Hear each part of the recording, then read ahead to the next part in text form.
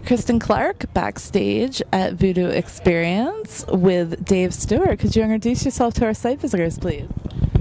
Hi, I'm David Allen Stewart here backstage at Voodoo Fest, Voodoo Experience in New Orleans. That's great. So how are you enjoying New Orleans? Did you just get in?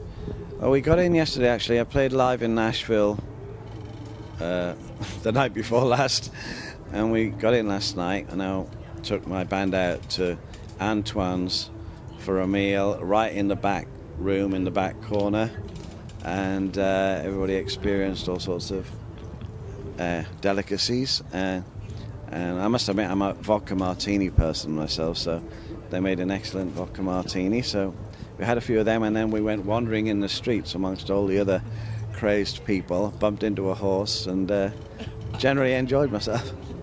That's great. So what can we be expecting from your performance here at Voodoo?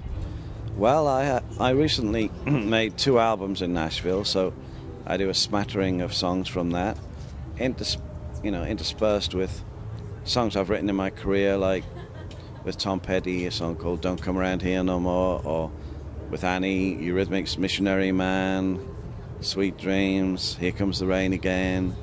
So I think every other song people will recognize, oh yeah, that's from. But I've written with so many different people. A lot of people don't realize some of the songs that I'm playing. Oh, actually, I actually wrote them, So how is that for you? Like, is it ever, hard to switch hats between, your collaborations with other artists and that of your own material? Well, you see, I didn't bother making any of my own material for about 14 years, till about 2 years ago. So I didn't really play live for 14 years either. So just in this year, I just started to play live. I've played about 12 shows or something, and I'm starting to really like it. And I've got such a sort of wealth of material. But writing with other people, I tend to immediately get inside their head. I'm not a person who sits and writes songs and sends them to people. I like sitting down, like I just wrote probably 3/4 of Stevie Nicks' new album with her, and actually directed a film with her about the whole process.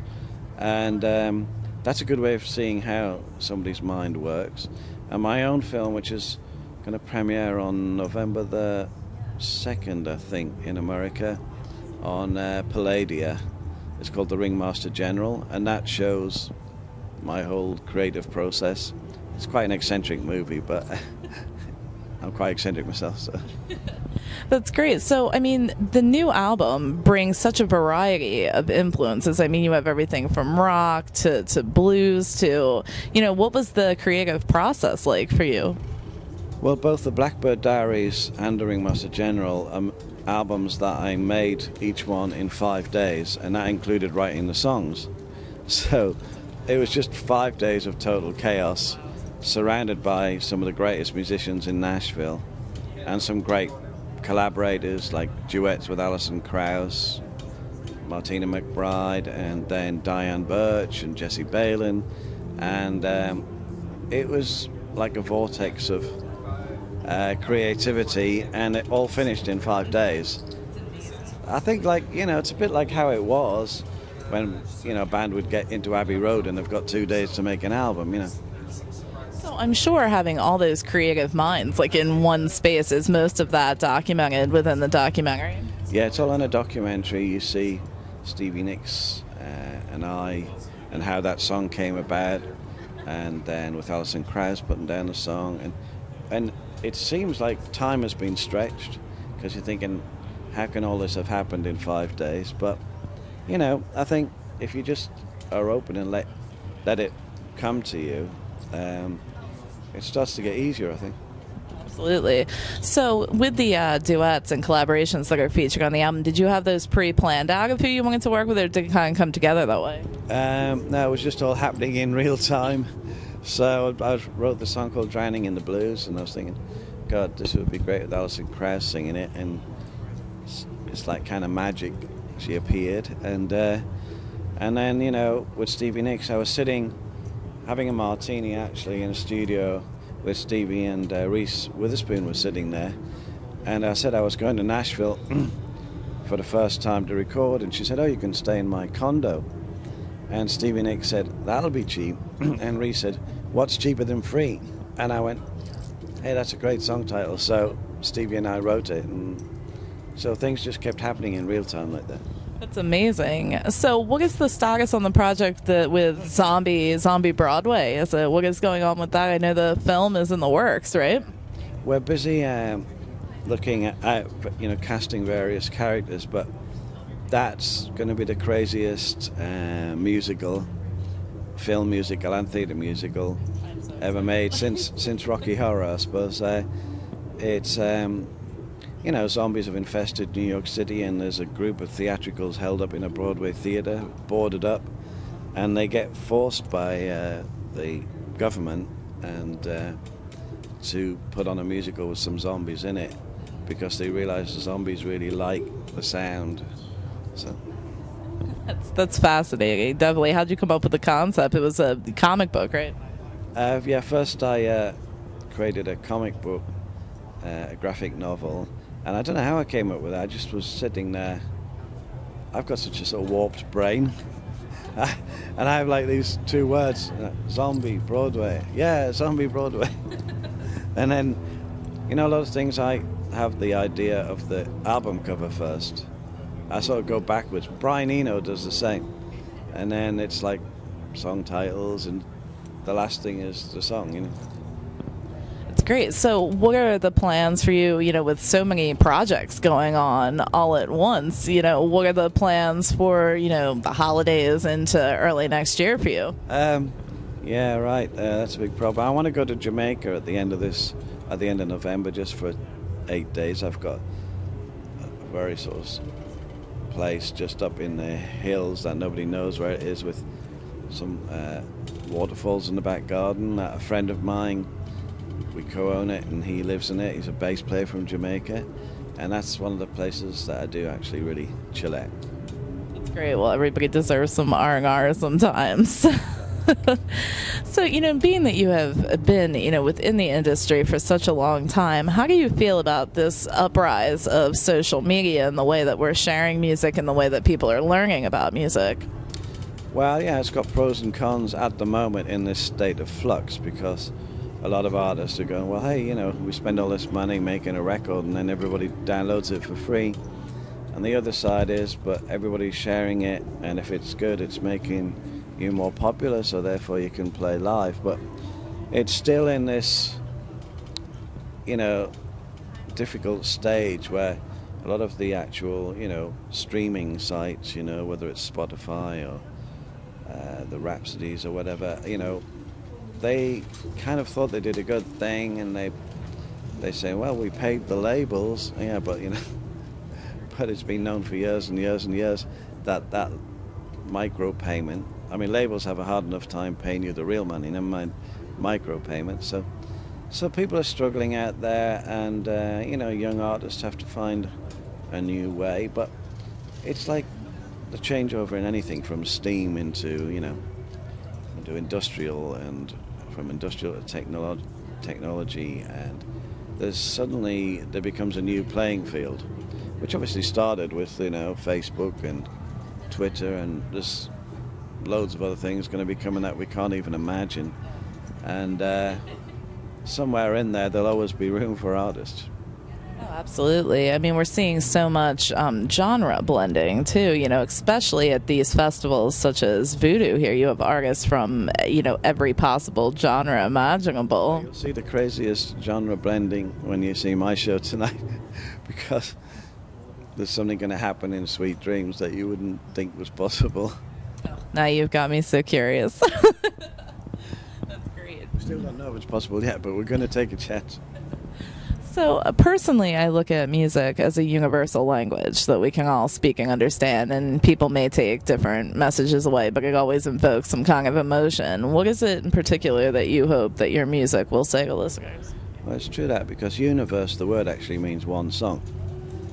So I think, when you're playing music and there's a lot of people out there and everybody kind of gets lost in it, it's so easy for people to understand each other, right? When the room is like a boardroom and everybody is just waiting to speak their turn and words. There's a lot of misunderstandings, so I can understand why Hendrix wanted to build a sky church and stuff like that. You know, I think my message in my music that I usually try to get across is an uplifting one. You know, it can be melancholy, but at the end there's always some kind of uplifting. And Annie and I as well, you know, we would have songs that sounded very down in the lyrics, but very upbeat when it gets to certain points, like Sweet Dreams, you know, and then has a section that goes, hold your head up, moving on, keep your head up, moving on. You know, we always try to put that bit in, like Bob Marley would do, or like John Lennon would do. So what are some artists that you're currently into these days? Well, I like a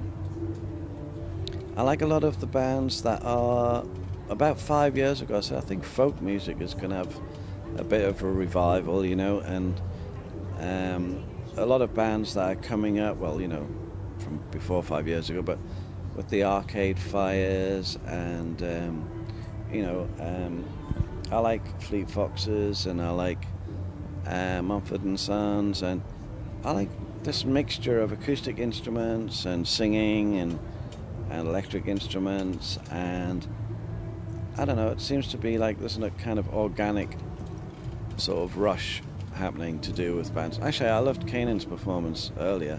Yeah, we were able to hear a lot of that. Yeah, and a lot of what he was saying I thought was really good. So, personally, we're a pop culture website, and we're engrossed in all things pop culture. Is there anything in particular you can't get enough of these days? Well, being a sort of obsessive-compulsive person, I better rule out all the lists of the things I can't get enough of. But I'm very fascinated with the marriage of music to film, and have been ever since, you know, when I sort of first wrote the storyboard out for the Sweet Dreams video and was using sort of French sort of impressionist filmmakers as an influence and stuff. And then I like now that, say a song like Pyramid, you know? Do you know Pyramid? And at the end John Mayer plays, Frank Ocean. I like seeing videos that are like little sort of vignette, like little films that are scored with music, but it's like a song as well, and I can't get enough of that. So many artists now are incorporating that film concept into, you know, even making these concept albums and incorporating the film, and they seem to be sharing it with audiences that way. It kind of shows the deeper meaning behind everything, I think. Yeah, I think, well, Annie and I kind of tried to do that from the beginning with our little videos, and we made a couple of video albums back in, like, when nobody was making video albums. Yeah, so you were kind of a pioneer of that. Yeah, so I suppose I'm addicted to it. It's just something about it I love, you know. It's like, I think it's because my dad used to hang a sheet up, and he used to make these 8mm cine films, and we used to get some new potatoes from his little back garden with some butter and salt, and he used to switch all the lights out, and it used to start flickering, and this film would come on the sheet that he'd filmed, you know, and he'd edited it with a little edit and splicing machine, and he used to play like the record player, and we would watch it and we were like, wow. It's kind of mind-blowing when you're about 7, you know. Absolutely, that's so cool. So do you know, other than the documentary that's still out, are there any video plans for you for any of the other songs off Ringmaster General? Yeah, well, I just, you know, made the film The Ringmaster General, which is going to air on Palladia on November the 2nd. And I've made and directed a film with Stevie Nicks of the making of In Your Dreams, but it actually goes further inside her head. And I'm making a film called A Hole in the Fence with Paramount Pictures that actually Ringo Starr and I kind of created. The story, it was about when we were both kids, you know, you climb over the engine wall or through the hole in the fence or whatever. And, you know, I'm from a place, do you know Billy Elliot? The movie? Yes. That's kind of where I'm from, so you know, it's quite tough, and then you climb over the wall and it's a magical paradise on the other side. It's not really, it's just like a, you know, a building site. But so this movie is about how in your imagination you can actually create anything. Awesome. It definitely sounds fascinating. How far along are you with the process of that? We've got the first draft of the script, and now we're just going through changes in that. That's great. So is there an artist that you have not collaborated with that you would like to collaborate with one day, or kind of get your hands on their work and play around? I don't know, I'm a fan of such eclectic music. Like, one minute I'll be raving about Stevie Wonder, and the next minute I'm raving about the Foo Fighters. So. You never know. That's great. Well, I want to thank you so much for taking a few minutes out to speak with me. You know, what is the best way for us to keep up to date with everything? Just my website, davestewart.com. My company's website is called weaponsofme.com, Weapons of Mass Entertainment, and that shows all the things going on. Great. Well, we will direct our site visitors to check that out, and I appreciate you taking a few minutes out to speak with me. Enjoy the rest of New Orleans. Thank you very much. Thank you.